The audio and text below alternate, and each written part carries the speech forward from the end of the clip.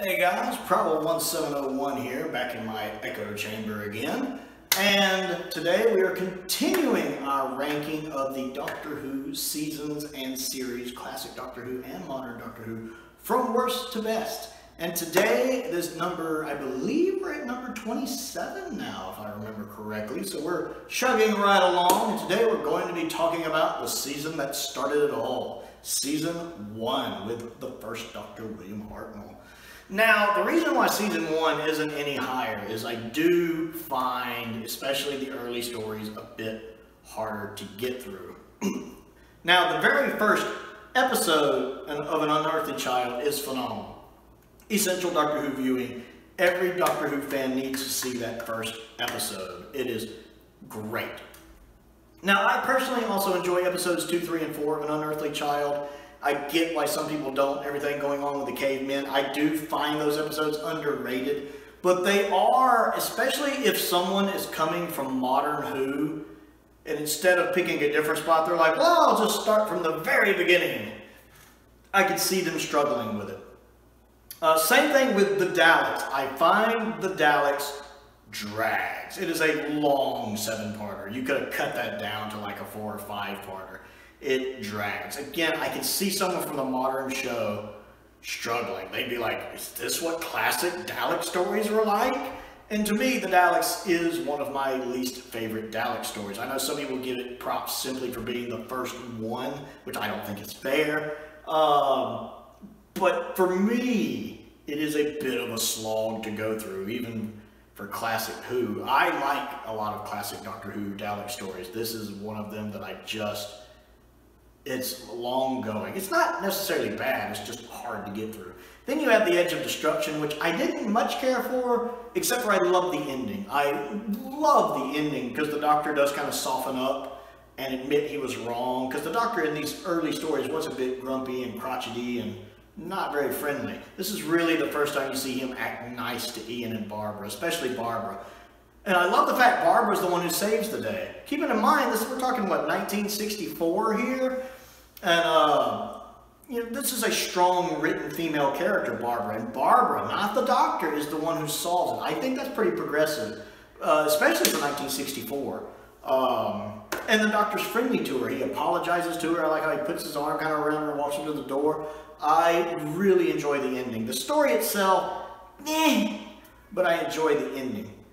The Marco Polo, I've only seen the 30-minute cut down, which I enjoy. I can't watch the full story in Recon just because I really think I would struggle, especially with episode 4 not having any telesnaps. I love the Keys of Marinus. That is definitely one of these stories that bolsters this season higher than anything else we've seen thus far. Keys of Marinus is what I consider to be the first truly great Doctor Who story, if we're going chronologically, because I think it's the 5th one. I don't have my glasses on to really see. I think it's the next one. If I'm trying to remember the order. But I think Keys of Marinus is the first truly amazing Doctor Who story chronologically. It just blows me away. It's almost like a smaller version of the Key to Time, actually. I love how each episode of the Keys of Marinus is its own separate adventure. It's almost like multiple episodes with a seasonal arc condensed into one story. It's phenomenally good. I mean, you got what's going on at the beginning, and then you have, of course, the town they're in with the illusions, where nothing looks like it appears. Then you have the jungle with the jungle creeping in. Then you have the snow episode. Then you have the mystery, like, mini episode of Perry Mason, the Whodunit, which I love. I actually have an episode of Perry Mason on the TV right now. I love me some Raymond Burr. And then the final episode that wraps everything up. I cannot overstate how much I just love the Keys of Marinus. It's such a phenomenally good story. I'm trying to remember what else is this season. I know we have the Aztecs, which I find overrated while still being good. I think the Aztecs is good. I love some of the set designs, and I love the Doctor accidentally getting himself engaged. That's hilarious. I think Ian and Barbara are really good in this story. Susan's annoying, but Susan's almost always annoying.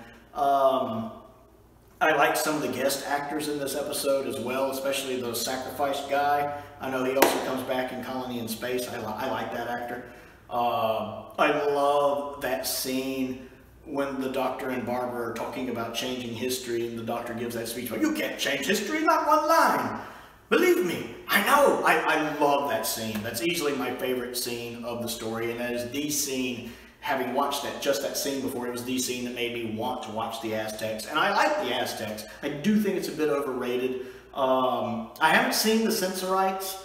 I've been told I'm not missing much when I actually did my It's Armageddon, talking about if you had to sacrifice one episode from each season, which one would you sacrifice? Almost everybody said the Sensorites from season 1. So I was even making a joke of it when I was doing the second video where I was reading through the list you guys did. The Sensorites kept coming up, and I'd be like, oh look, it's our friends the Sensorites again. I'm not going to lie, I half expected someone to send me a copy of the Sensorites because I've never seen it.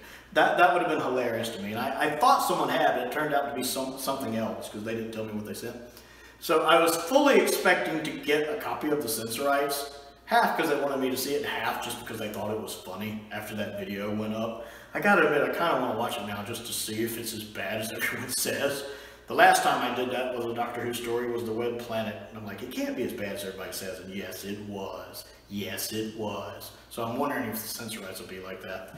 And then, of course, there is the Reign of Terror, and I love the Reign of Terror. I really, really love the Reign of Terror. It is probably my favorite pure historical, just one of my favorite historicals. I'm kind of, thinking about it as I'm going through it, this might have been higher on the list, maybe.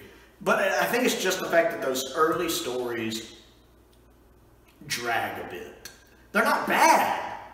They just drag a bit. An Unearthly Child, the Daleks, and even though it's short, I find Edge of Destruction drags a bit. I just love the ending. None of them are bad. They just drag. Like I said, it did take the show a little time to find its footing, but there are some true gems in the season. I love the Cut Down of Marco Polo, I love the Keys of Marinus, and I love the Reign of Terror. They're just phenomenally good stories. That episode 1, Cliffhanger from Reign of Terror, is phenomenally done. Love it. So, season 1, the original season of Doctor Who. What do you think of it and the stories in it? Comment down below and let me know. Other things to do, click the like button and the subscribe button. That helps me out, helps me beat that YouTube algorithm, that nasty YouTube algorithm. And plus, I am trying to grow the channel to 1,000 subscribers because there's so much more I want to do with the channel once I reach that. That helps me out. Other things to do, the link to the Patreon is down in the description, as is my P.O. Box if there's anything you want to send me, and a link to my Amazon wish list as well. I want to give a shout out to Stephen Crane, a top tier patron. I appreciate his support, as I do the support of all of my patrons. Had a couple new Patreon exclusive videos I've been doing, like top 5 classic Who stories I find unwatchable, and parts 1, 2, and 3 of my top 5 modern Doctor Who stories I find unwatchable, or I should say 5 is a list of, there's a lot of modern Doctor Who stories that are unwatchable. So if you're interested in any of those, check out the Patreon. I have those available at the $5 tier and up, I believe, I'm not sure, $5 a month and up has access to those. Most importantly though, thank you for watching.